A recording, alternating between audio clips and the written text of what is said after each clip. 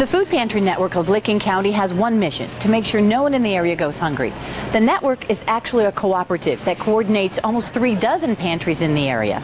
I got a chance to take a first-hand look at the pantry and see how the many volunteers make sure no one goes hungry in Licking County. Since 1981, the Food Pantry Network of Licking County has been on a mission to make sure that no one in Licking County goes hungry. It all starts here at this warehouse in Newark. Executive Director Chuck Moore gave me a tour of the warehouse, explaining how the food reaches families. Bulk orders are filled, then sent to local pantries to distribute, some feeding 75 families a month, others as many as 200 families a month. Are you amazed at how many hungry people there are in this world? I am amazed at how many hungry people there are in the world, but I'm even more amazed at Ohio. I mean, when you look at the statistics out there of percent of poverty, Licking County is at 24.9%. So 1 in 4 people in Licking County can come to a food bank. When you get in southern part of Ohio, I think the worst county is Morgan County, and that's 51.1%. The second worst is Vinton County at 49.9%. That means 1 out of every 2 people could potentially walk into a food bank and need food.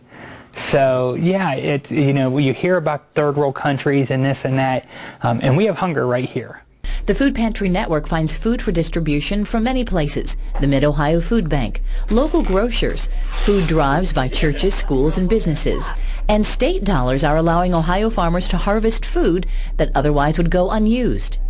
Apples. We get tons of apples from Legend Hills, which is an orchard here in Licking County that would probably leave the apples sit on the tree and rot. But because there's federal or state dollars out there to purchase that product, they keep people employed a little bit longer. They pick it, and then we get it for nothing. It comes in for free. But we get potatoes, onions, cabbage, any kind of produce that you can think of, we'll see come through at different points throughout the year. Chuck has advice for people who want to donate to their local food pantry but aren't sure what's needed. Canned goods are always welcome, especially canned soups and stews. What we have during the wintertime, we get a huge request for stuff like beef stew. Speaking of beef stew, right here we are. What our pantries really like about beef stew and soups and stuff in the winter, it's a hearty meal. They can heat it up. It's nice, and we also know that our clients don't always do well cooking.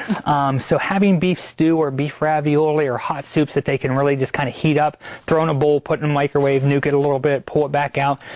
We typically have crackers. You'll see we have club crackers right here. So to have crackers and soup in the wintertime is really a staple for us. We try to move a lot of that product and make sure we have those in-house. In Licking County, the food will go to pantries and soup kitchens, after-school programs, and emergency shelters. Chuck says the Food Pantry Network will provide food wherever it's needed.